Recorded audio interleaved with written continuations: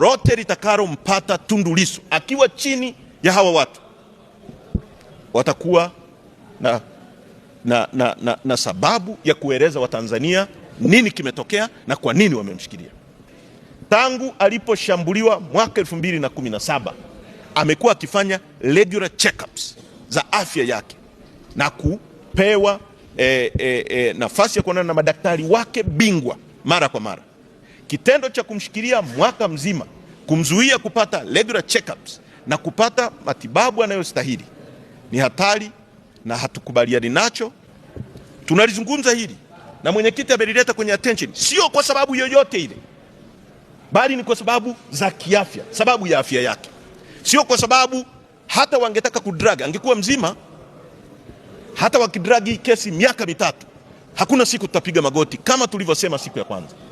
Ili tamko la naibu mwenyekiti wa chama cha demokrasia na maendeleo Chadema ambayo julikana kama John Heche limepelekea jeshi la magereza chini ya wizara ya mambo ya ndani ya nchi kutoa tamko rasmi kwa umma kuhusiana na hali ya mwenyekiti wa Chadema Tundu Lissu ambaye bado ameshikiliwa gerezani sasa hivi. Sasa walitoa barua kwa umma ambayo ilisomeka hivi, nataka ni wanukuu.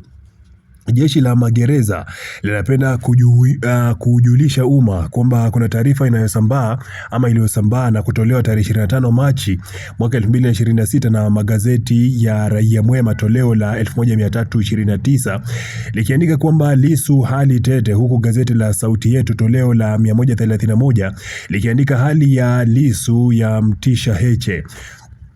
Kimsingi taarifa hiyo sio sahihi, ni ya kupuuzwa, kwani ina lengo la kuleta taharuki katika jamii. Jeshi linapenda kujulisha umma kuwa ndugu Tundu Lissu yuko salama na afya yake ni njema.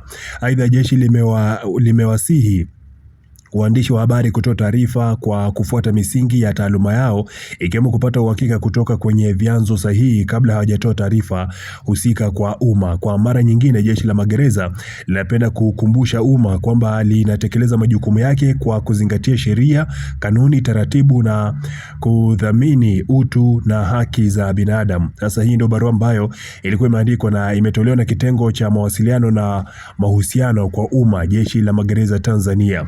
Hii barua ambayo ilikuwa imeandikwa na kutiwa sahihi kabisa na Elizabeth Mbezi ambaye ni msemaji wa jeshi la magereza. Sasa hili tamko rasmi ambalo serikali imelitoa kupitia wizara ya mambo ya ndani ya nchi, lakini pia ni jeshi la magereza ambao walikuwa wamekuja kujibu tuhuma ambazo walikuwa wamezitoa John Heche kupitia klipu ambayo umetoka kusikiliza kusema kwamba hali ya Tundu Lissu kama inazidi kuwa mbaya, na sasa kama kuna lolote ambalo litamkuta Tundu Lissu akiwa magerezani, basi serikali itakuwa na cha kuwajibu wafuasi wa Chadema na Watanzania wote kiujumla, kutokana kwamba Tundu Lissu toka alipata matatizo ya kuumizwa mwaka 2017 amekuwa akifanya regular check-up, yani amekuwa akitembelea hospitali mara kwa mara ili kwenda kufanyia uangalizi wa mara kwa mara. Nipe maoni yako pale chini kwenye uwanja wa comment.